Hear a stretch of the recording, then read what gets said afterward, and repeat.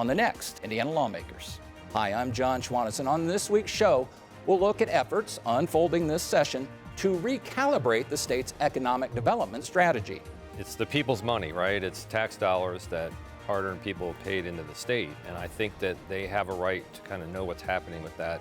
We've got to make sure that we're not throwing the baby out with the bathwater. The reality is that we've diversified our economy over the last 20 years, and of course we can talk about the last 8, but truly it's been 20 years of putting things in place to make us competitive with Ohio and Georgia and Florida and every other state, Tennessee, every other state in the country, which we weren't competing with before. And I think Indianapolis does a great job in hosting conventions, hosting events. We're number 2 in the country on that point.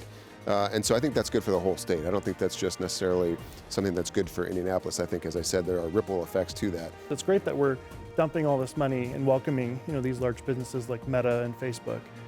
But small businesses in my area are saying, what about us? What about our cut of this pie?